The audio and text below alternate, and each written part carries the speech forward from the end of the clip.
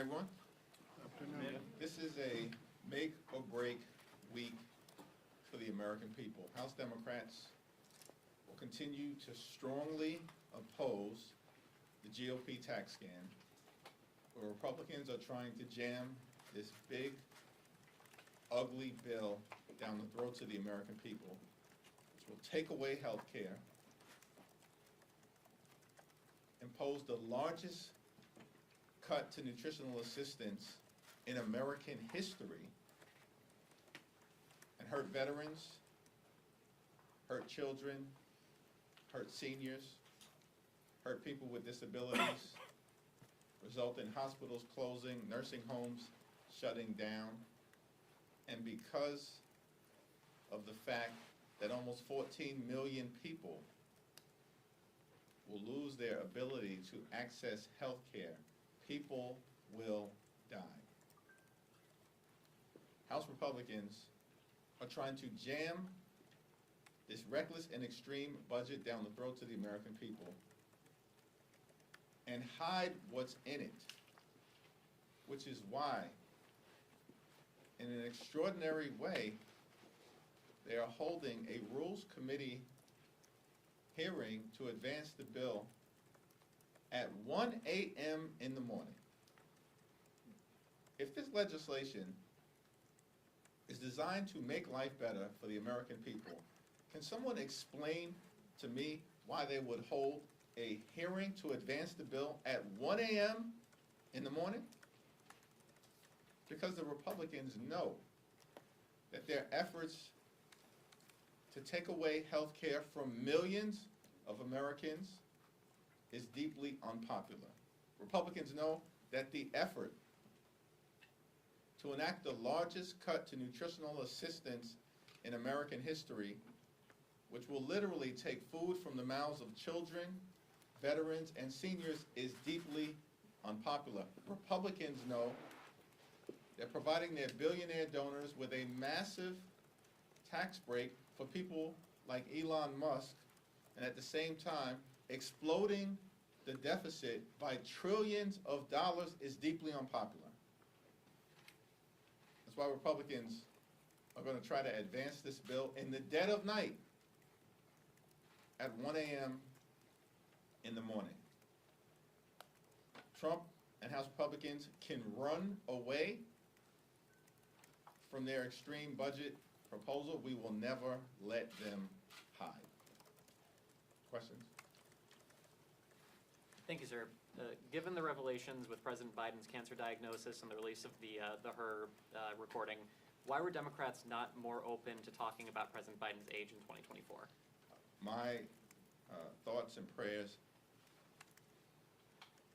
have been extended to President Biden. It's a painful moment for him and his family. It's a very serious diagnosis. My expectation that President Biden is going to meet this moment with the courage and resilience that he's consistently shown. It seems to me entirely inappropriate that at this moment in time, when President Biden is dealing with a serious and aggressive form of cancer, there are Republicans who are peddling conspiracy theories and want us to look backward at a time when they actually are taking health care away from the American people. No, as House Democrats, we're going to look forward.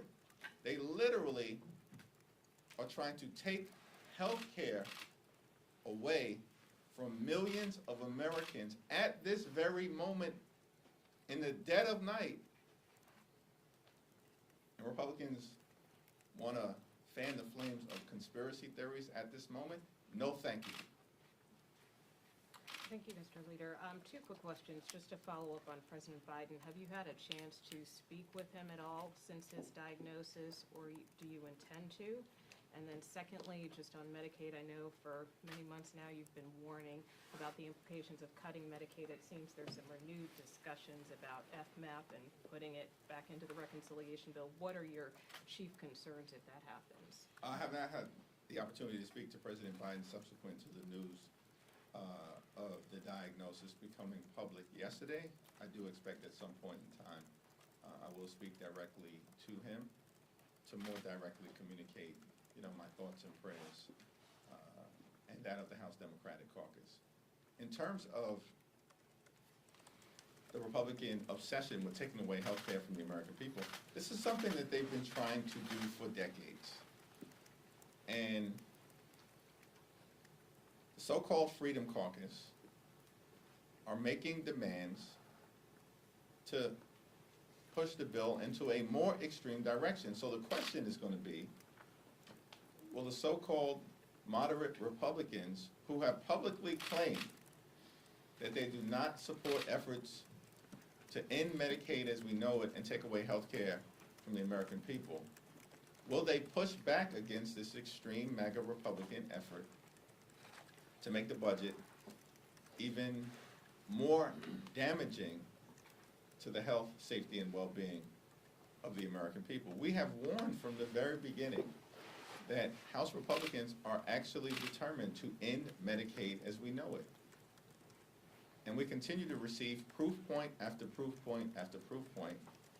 And now the fact that the budget has been advanced to this stage is further evidence that despite all the claims that Democrats were not being level about what the Republicans' intentions are, the bill as it's currently written would enact the largest cut to Medicaid in American history. That's the bill as it's currently written. And Republicans are apparently planning to make it even more extreme. The one thing I want to know is Donald Trump promised to veto any bill that actually would take away Medicaid benefits from the American people.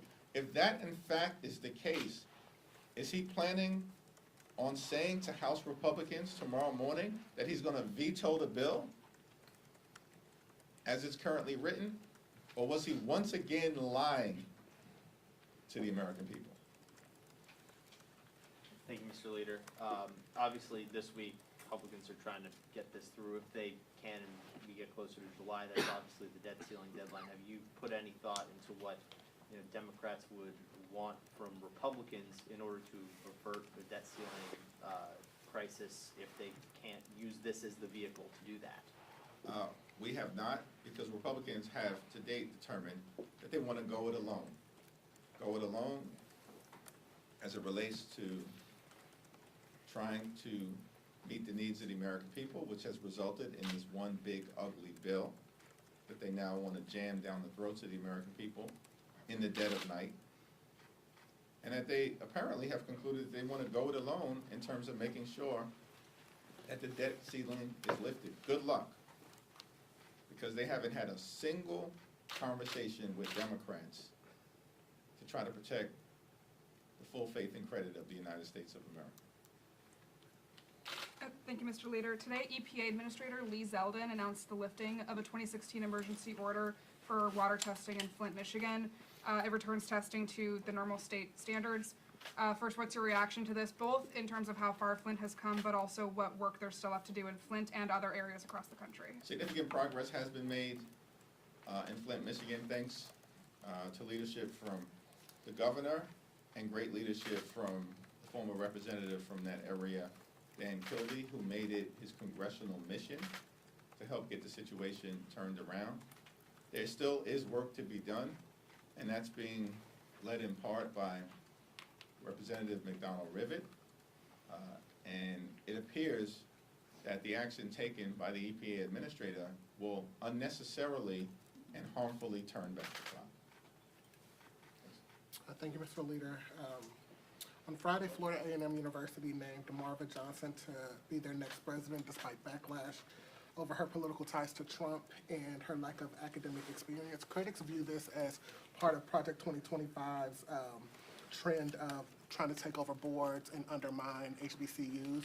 You've mentioned that Republicans lied about Project 2025. Do you view the takeover of HBCUs as part of that campaign to undermine HBCUs? And as someone who's supportive of HBCUs, what's your message to students out there who are concerned about the leadership that are being installed at these institutions? Well, this particular individual appears deeply unqualified and unprepared to carry out the mission of Florida A&M University. And it's my suspicion that she will not last long at the institution. She will be a failure.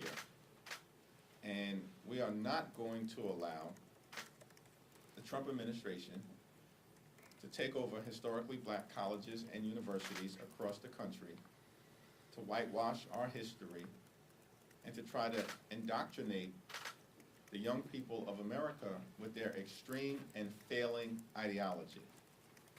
Republicans and far-right extremists are failing. They're failing as it relates to the economy. They're failing as it relates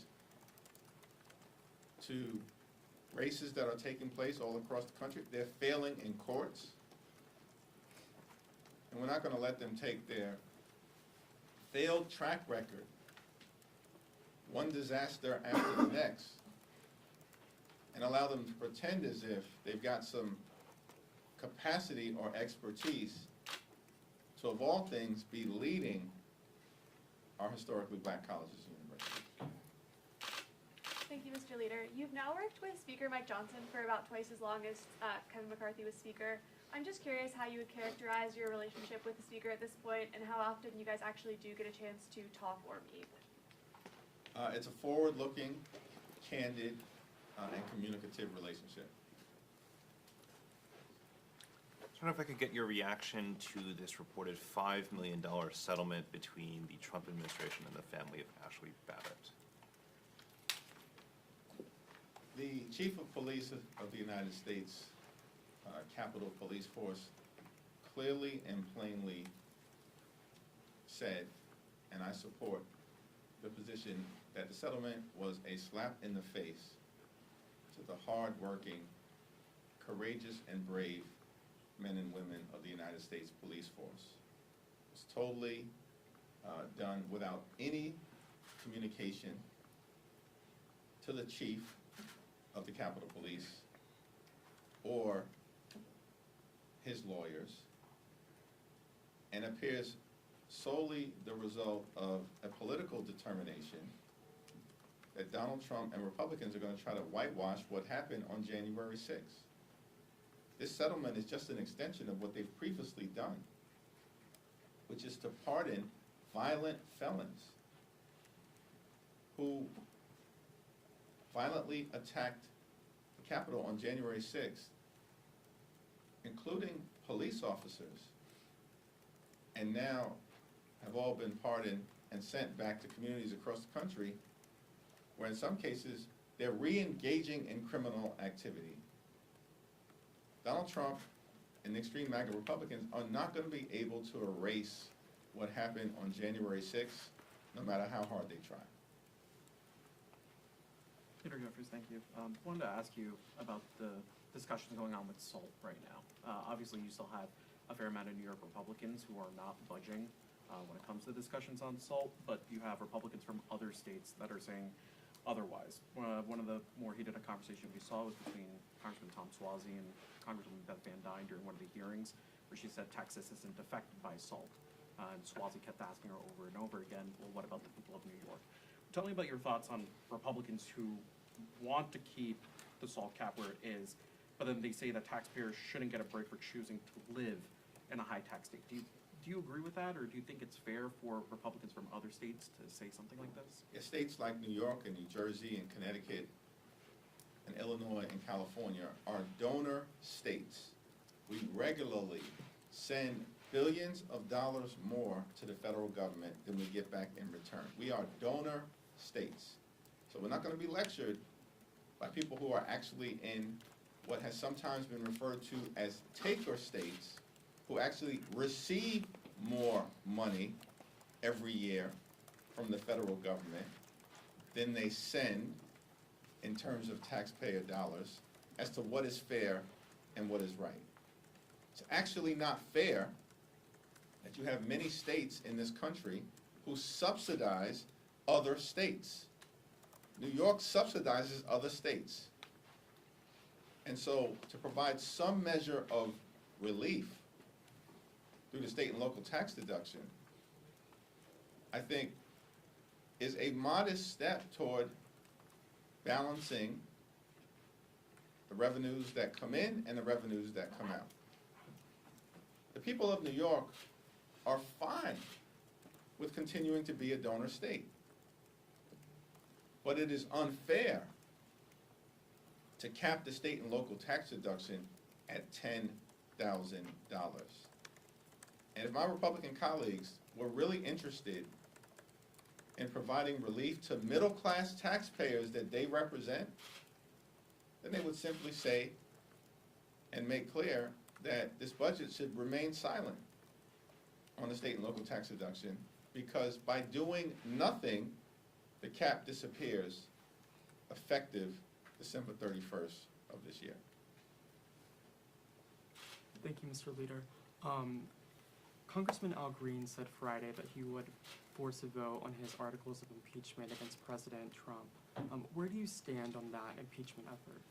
I haven't had a conversation with Congressman Green about it, but I look forward to that discussion.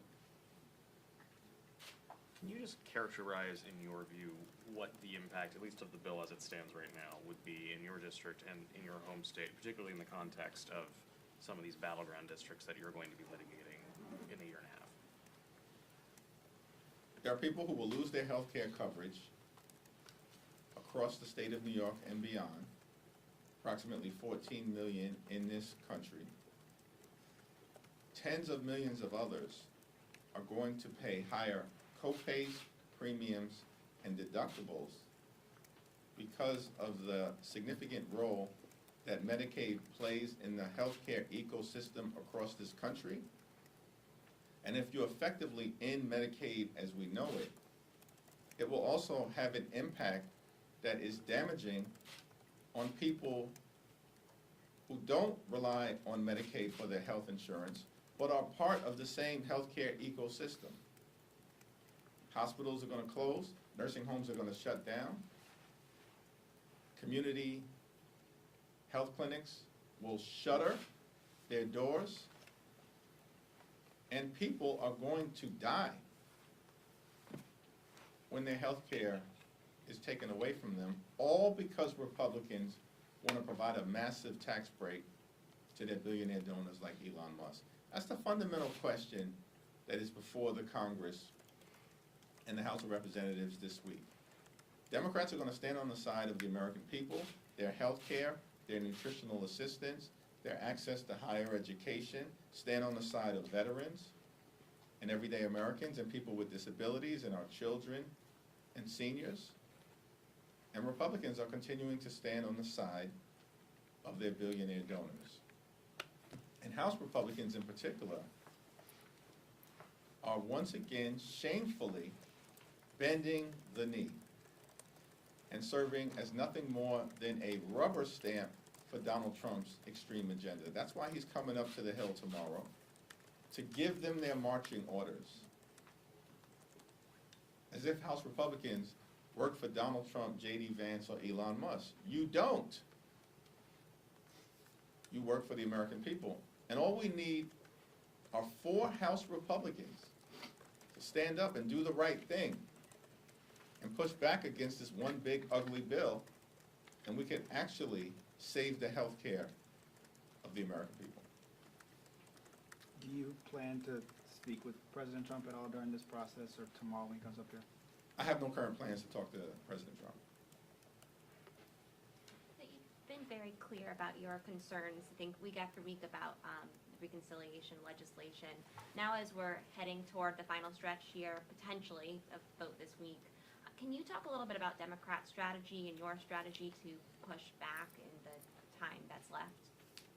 Well, every single House Democrat will continue to be strongly opposed to the Republican effort to rip health care away from the American people as part of their scheme connected to the GOP tax scam to provide massive breaks to their billionaire donors like Elon Musk. We have held town hall meetings in Democratic districts and town hall meetings in Republican districts. There have been speeches and rallies and marches and sit-ins and telephone town hall meetings and press conferences, all of which will continue in different ways throughout this week and beyond. Whatever happens in the House this week doesn't necessarily signal the end of the process unless Republicans decide finally to walk away from it. And every single House Republican that chooses to vote for this reckless budget that will hurt the people they represent is going to be held accountable. This week, next week, this month, next month, this year, next year. And so I would caution my Republican colleagues to be very careful about how you proceed legislatively in terms of the votes you're being asked to take that clearly do not serve the best interests of the people we all are privileged to represent here in the House of Representatives. Last question? Thank you, Leader. Republicans are using the package to prevent state Medicaid funding going to non-citizens. The governors of Minnesota and California have, in different ways, been cutting that off. Are they wrong to do that? Are Democrats opposed to cutting off state Medicaid programs that go to non-citizens? What's interesting is that Republicans have tried to make this a talking point when, as far as I can tell, the overwhelming majority of people who are going to be hurt by their efforts to take away Medicaid and as a result will lose their health care are American citizens. That's the overwhelming majority of the 13.7 million people who are going to lose their health care because of Republican efforts to provide Elon Musk and their billionaire donors with a massive tax break. That's what's unacceptable. That's what's unconscionable. And that is what is un-American. Thank you.